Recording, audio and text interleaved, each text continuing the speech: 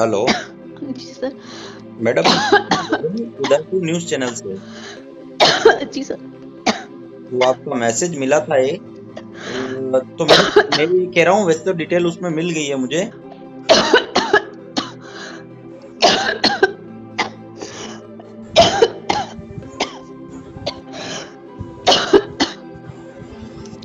Sorry. कोई issue नहीं है।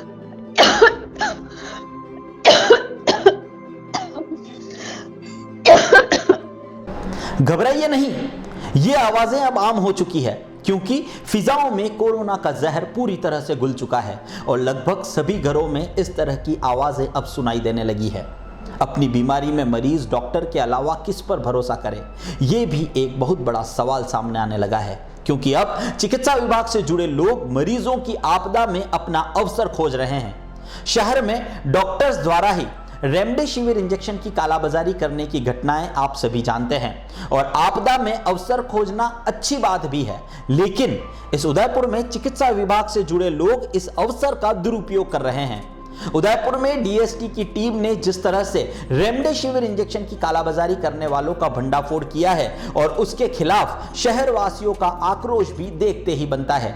आज हम आपको इसी तरह की एक और घटना बताने जा रहे हैं जिसमें कोविड टेस्ट कराने के बाद पॉजिटिव आए मरीजों के घर जो टीम मेडिकल किट देने जा रही है, उन्हीं में से कुछ लोग इस आपदा में अपना अवसर ढूंढते दिखाई दे रहे हैं। जी हां, मैं आज उदयपुर के जगदीश चौक स्थित एक पेशेंट की बात कर रहा हूं क्योंकि संक्रमितों के घर जाने वाली टीम का नर्सिंग स्टाफ अब 2000 रुपए प्रति विजिट का चार्ज लेते हुए पेशेंट्स को निजी स्तर पर देखने का प्रयास कर रहा है। जगदीश चौक निवासी चेष्टा ने कुछ दिन पूर्व अपना कोविड टेस्ट करवाया था और रिपोर्ट पॉजिटिव आने के बाद कुछ नर्सिंग स्टाफ की टीम चेष्टा के घर पहुंची और उन्हें दवा का किट देते हुए लाइन ऑफ ट्रीटमेंट भी समझाया। इसी टीम की एक नर्सिंग कर्मी नीलम बाफना ने चेष्टा को अपना नंबर देते हुए कहा कि यदि आपको कुछ तकलीफ हो तो आप इस नंबर पर कंसल्ट कर सकते हैं। 5 दिन तक चेष्टा ने सभी दवाइयां ली लेकिन उसकी खांसी नहीं रुकी। ऐसे में चेष्टा ने नीलम के मोबाइल नंबर पर संपर्क किया। नीलम बाफना ने चेष्टा को घर पर आकर देखने की बात कही। दिन भर चेष्टा नीलम बाफना का इंतजार करती रही, लेकिन शाम करीब 4 बजे नर्सिंग कर्मी नीलम ने चेष्टा के मोबाइल पर एक मैसेज किया जिसमें लिखा था, दीदी मेरा प्रति विजिट का चार्ज 2000 रुपए है जिसमें इंजेक्शन और दवाई मेरी रहेगी। अगर आपकी सहमति हो तो मैं घर आकर देख सकती हूं। अब सरकारी टीम का हिस्सा होने के बावजूद नीलम बाफना द्वारा संक्रमित मरीजों को व्यक्तिगत रूप से देखने की बात सामने आने पर चेष्टा ने उदयपुर न्यूज से संपर्क किया और पूरा घटनाक्रम भी बताया। फर्स्ट डे जब मेरी रिपोर्ट पॉजिटिव आई थी उस दिन गवर्नमेंट की तरफ से एक टीम आई थी मुझे मेडिसिन किट देने के लिए। उसमें एक मैम थे जिन्होंने अपना नंबर शेयर किया था मेरे साथ में कि मैं कोई भी इमरजेंसी हो तो मैं उनसे बात कर सकती हूँ, वो मेरी हेल्प करेंगी। मैंने उनका नंबर सेव कर लिया था ताकि कुछ नीड होने पर मैं उनसे बात कर सकूँ। सेकेंड डे सडनली मेरी तबीयत ख़राब हो गई, मुझे वॉमिटिंग स्टार्ट हो गई थी और उसके लिए मैंने उन्हें कॉल किया। उन्हें बताया कि मुझे वॉमिट हो रही है और बहुत ज़्यादा बेचैनी हो रही है, तो उन्होंने मुझे बोला कि मैं उनके साथ में अपना एड्रेस सेंड कर दूं ताकि वो मुझे घर पर आके एक इंजेक्शन लगा देंगी। मैंने ओके करके उन्हें अपना एड्रेस सेंड कर दिया। पूरा दिन उन्होंने मुझसे किसी भी तरह का कोई कांटेक्ट नहीं किया। शाम को उन्होंने मुझे एक मैसेज करा जिसमें वो मुझे लिख रही थी कि वो पर विज़िट का 2000 रुपये चार्ज लेंगे घर आने का, इंजेक्शन लगाने का, जिसमें इंजेक्शन और वो उनका रहेगा। मुझे बहुत सरप्राइज़ फील हुआ क्योंकि मैं गवर्नमेंट की तरफ से ट्रीटमेंट ले रही थी, तो मुझे नहीं लगता है कि गवर्नमेंट की तरफ से ऐसा कोई चार्ज है कि आपको घर पर आकर इंजेक्शन लगाने के 2000 रुपीज़ देने पड़ेंगे। और मेरे लिए 2000 रुपीज़ भी ओके था, लेकिन अगर ऐसे पर विज़िट का मैं 2000 रुपये चार्ज करूँगी तो मेरे लिए पॉसिबल नहीं था।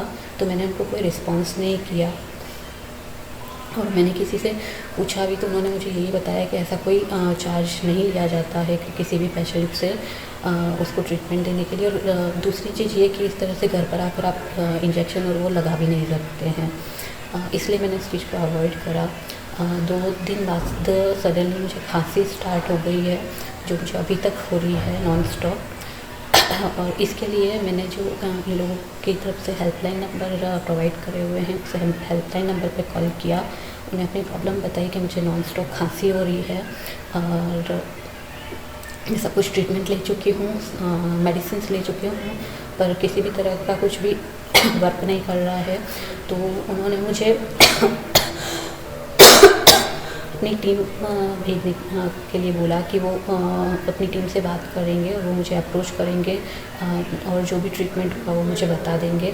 मैंने 2 दिन तक कंटिन्यू उन्हें कॉल करा ताकि वो मेरे प्रॉब्लम का सॉल्यूशन दे सके कि मुझे क्या ट्रीटमेंट लेना चाहिए क्या नहीं। मैंने उन्हें अपनी सारी प्रॉब्लम्स बताई क्योंकि मुझे इतनी नॉन स्टॉप खांसी हो रही है कि मेरी सांस चलने लग गई है, मुझे चेस्ट पे पेन होने लग गया है। इवन मेरे स्पाइन का ऑपरेशन करा हुआ है जिसकी वजह से अब मेरे टाँके भी खींच रहे हैं। इसलिए मैंने टीम को कॉल किया था ताकि वो मुझे सजेस्ट कर सके कि अगर कोई मेडिसिन हो तो, या फिर मुझे कोई और ट्रीटमेंट लेना हो तो। लेकिन वो मुझे ये सजेस्ट कर रहे थे कि मैम आप स्टीम लीजिए, आप अदरक का रस पीजिए, आप शहद लीजिए। बट उन्होंने मुझे होम रेमेडीज़ के लिए बोला, लेकिन इस तरह का और कोई सजेशन नहीं दिया कि मुझे क्या करना चाहिए क्या नहीं। कंटिन्यू फर्स्ट डे से अदरक और वो ले रही हूँ क्योंकि आई थिंक नॉर्मली सभी पेशेंट्स को पता है कि होम रेमेडीज़ में आपको क्या लेना चाहिए क्या नहीं। पर आप मेडिकल टीम से सजेशन इसलिए मांगा जाता है ताकि अगर कोई चीज़ काम नहीं कर रही है आपके लिए, कोई ट्रीटमेंट वर्क नहीं कर रहा है, तो वो प्रॉपर सजेशन दे सके कि हमें आगे क्या करना चाहिए क्या नहीं। बट उनकी तरफ से कोई भी रिस्पॉन्स नहीं था। तो देखा आपने शहर में संक्रमित किस तरह से परेशान हो रहे हैं। न तो इनके पास हॉस्पिटल जाने का रास्ता बचा है और न ही चिकित्सा विभाग द्वारा कोई सही राह दिखाई जा रही है। इस पर जब हमने सीएमएचओ डॉक्टर दिनेश खराड़ी से बात की तो उन्होंने भी स्पष्ट किया कि सरकारी सेवाओं में रहते हुए कोई भी नर्सिंग कर्मी किसी पेशेंट को घर जाकर नहीं देख सकता और अगर किसी ने ऐसा किया है तो उसके खिलाफ कार्रवाई की जाएगी। इस पूरे मसले पर जब हमने नीलम बाफना को फोन लगाया तो उन्होंने उनके द्वारा भेजे गए मैसेज पर यू टर्न लेते हुए कहा कि इस तरह का कोई भी मैसेज उन्होंने नहीं भेजा। आप खुद देख लीजिए, स्क्रीन पर नीलम बाफना का मोबाइल नंबर दिखाई दे रहा है और उनके द्वारा किया गया मैसेज भी आप लोग पढ़ पा रहे होंगे। अपना उल्लू सीधा नहीं कर पाई नीलम ने चोरी पकड़ में आने पर यू टर्न तो ले लिया, लेकिन सोचिए आज से पहले इस तरह के नर्सिंग कर्मी और इस तरह का नर्सिंग स्टाफ की टीमें कितने मरीजों के घर पर गई होगी और कितने ही मरीजों से इस तरह की वसूली कर चुकी होगी। मैडम नीलम जी बोल रहे हैं? हाँ जी। मैं अभिषेक बोल रहा हूँ मैडम, उदयपुर न्यूज चैनल से। हाँ जी। मैम चेस्टा नाम की एक पेशेंट को देखने गए थे कुछ दिन पहले। हेलो, हम लोग किसी के भी घर पे नहीं जाते हैं। नहीं, वो आप वो किट देने और डॉक्टर की टीम जब विजिट पे जाती है ना वहाँ पे, हाँ जी। तब आप गए थे ना उनके वहाँ पे? नहीं, हम लोग नहीं गए थे, हमने किसी घर वाले को बुलाया। क्या हमने चेस्टा जी को किस कहाँ पे बुलाया था? पापा ने बुलाया था ना हमको। हाँ जी बोले। तो मैम उसके लिए आपने उनको एक मैसेज किया था कि 2000 रुपीज आपका चार्ज रहता है उनकी विजिट का, अगर आप घर पे देखते हैं तो। सर हमारा गवर्नमेंट है, हमारे को किसी का भी चार्ज नहीं लेते हैं हम किसी से भी। नहीं, आपने उनको टेक्स्ट किया था कि मैं अगर घर आऊंगी दवाई वगैरह सब मेरी रहेगी और 2000 रुपीज मेरा पर विजिट का चार्ज रहेगा। नहीं सर, ऐसा कुछ भी हमारे साथ किसी के भी साथ नहीं किया हमने। अच्छा, आपने ऐसा बोला ही नहीं उन्हें? नहीं, हम लोग किसी को भी ना तो टेस्ट कर रहे हैं तो भी हम लोग है ना फॉर्मल टेस्ट ही करते हैं। मेडिसिन का भी घर तो हम किसी के भी नहीं जाते, एक सिंगल पेशेंट के भी घर नहीं गए हम लोग। वो तो ठीक आप है। किसी से भी पूछ रही हैं, हम किसी के भी घर नहीं जाते, ना तो कोई चार्ज है ना मेडिसिन का और किसी भी चीज का चार्ज नहीं है। नहीं वो तो ठीक है, ये तो ठीक है, गवर्नमेंट की तरफ से तो नहीं है, ये तो समझ में आ रहा है, लेकिन आप पर्सनली उन्हें घर पे जाकर देखने के लिए एग्री हुए? और आप नहीं, घंटाघर का एक भी पेशेंट हम पर्सनली भी नहीं, मैंने बोला भी था उनको कि हम पर्सनली भी नहीं जाते हैं और एम्बुलेंस भी नहीं जाती है हमारी यहाँ पर। ओके, वो आपका मैडम जो टेस्ट आपने उनको किया था वो मेरे पास है, इसलिए आपसे पूछ रहा हूँ मैं। हाँ जी, हो सकता, मैं क्या कह रही हूँ आपको, आपने जो उन लोगों ने जो भी बोला है, मेरे को नहीं पता इनका, है ना, कुछ भी टेस्ट वगैरह का, क्योंकि मैं पूरे दिन होम आइसोलेशन टीम में होती हूँ, मेरे पास इसका समय ही नहीं है सर। मतलब समझा नहीं मैडम मैं। हम तो सुबह 8 बजे से रात को 8 बजे तक आइसोलेशन टीम में ही होते हैं, तो हम किसी के पास जा ही नहीं पाते हैं।